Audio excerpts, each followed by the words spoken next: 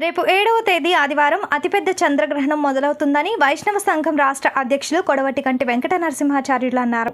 చంద్రగ్రహణం కారణంగా ఆలయాలు మూసివేయబడతాయని, గ్రహణం అనంతరం సంప్రోక్షణ చేసి ఆలయాలు తెరవబడతాయని తెలిపారు.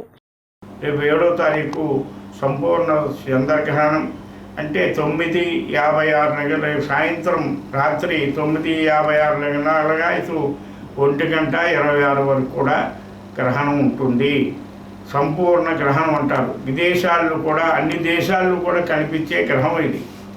ఈ గ్రహానికి ఏం చేయాలి అంటే కుంభరాశి వారు, శతభిషానిష వారు ఈ గ్రహణాన్ని చూడరాదు. అట్లాగే మనం ఎప్పుడు ఈ దేవాలయాలు కానీ అన్నీ కూడా ఉదయం 10 గంటల నుంచి మూసేస్తారు. అలాగే మనం భోజనం ఎప్పుడు చేయాలంటే 5 గంటల సాయంత్రం 5 లోపల భోజనం చేసుకోవాలి.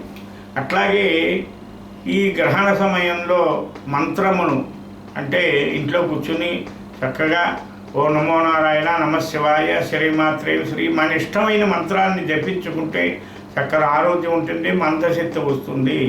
ఆ మంత్రాల్లో కూడా అట్లాగే ఎవరైతే కూడా గ్రహణ సమయంలో కూడా దాన ధర్మాలు చేస్తారో పరిపూర్ణం అవుతుంది. అట్లాగే ఈ శతభిష నక్షత్రం వారు తెల్లవారుజామున ప్రభావం అంటే కాలువలో కానీ, కటాక వంటి చెరువులో కానీ, ఆర్ధవన నూనెలో కానీ నూనె దగ్గర స్నానం చేసుకుని చక్కగా ఇంటికి వచ్చి శిరస్నానం చేయాలి.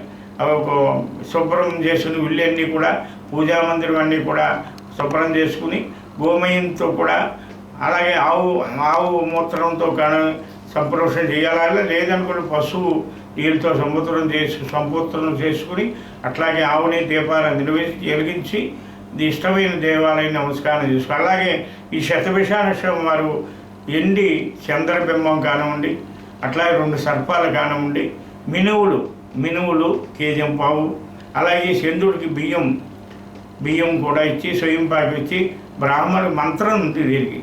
ఆ మంత్రాన్ని ఉపదేశించి మంత్రంతో ఇచ్చి ఆశీర్వాదం చేసి ఆ దానం తీసుకుని ఏం చేయాలంటే పప్పు, చారు మొదలగు ఉల్లిపాయ అవి ఏమీ తినరాదు, ఎల్లుండ. ఆ ప్రకారం చేస్తే ఈ చంద్రదోష ఫలితం ఉంటుంది.